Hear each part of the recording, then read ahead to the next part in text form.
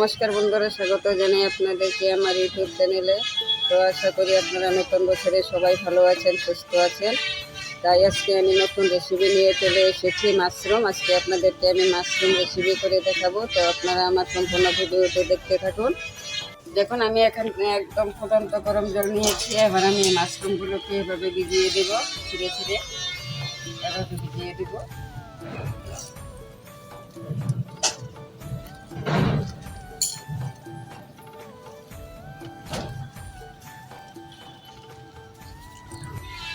মাশরুমটাকে আমি আবার আধা ঘন্টা ভিজিয়ে রাখবো, তারপরে চলে যাবো রান্নার কাছে। তো মাশরুমটা আমি ভালোভাবে ধুয়ে নিয়েছি, একবার সুন্দর করে ধুয়ে নিয়েছি। এবার তুলে নেব।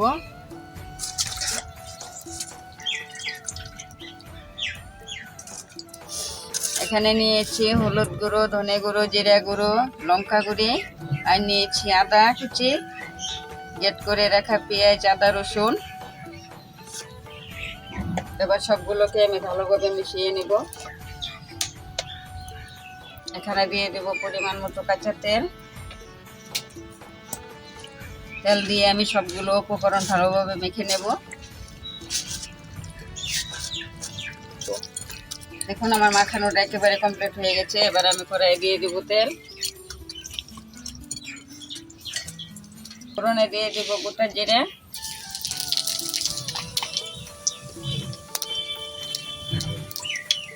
এবার দিয়ে দেব গ্রেট করে রাখা টমেটো,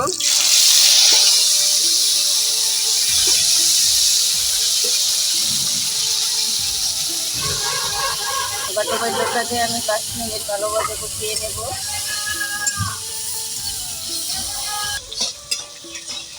আমার টমেটোটা ভালোভাবে কষানো হয়ে গেছে। এবার আমি দিয়ে দেব মেখে রাখা মাশরুমটাকে।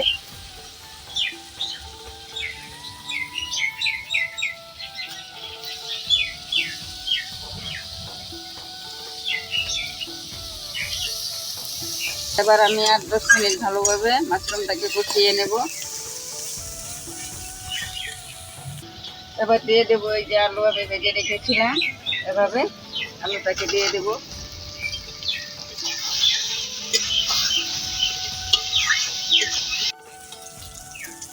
দেখুন, আমার মাশরুমটা একদম ভালোভাবে কষিয়ে নিয়েছি, একদম তেল ছেড়ে দিয়েছে।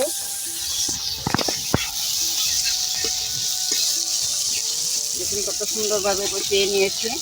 এবার আমি মশলার থালা ধুয়ে সামান্য একটু জল দিয়ে দেব।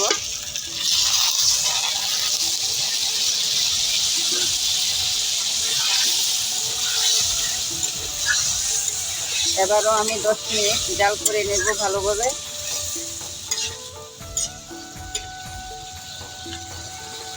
রান্না হয়ে গেছে আমার। এবার আমি দিয়ে দেব ধনে পাতা কুচি,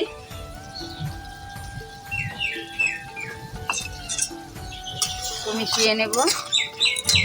দেখুন রান্নাটা কত সুন্দর হয়েছে দেখতে। তো আপনারা এভাবেই রান্নাটা করে একদিন খেয়ে দেখবেন। রান্নাটা কত সুন্দর হয়েছে দেখতে।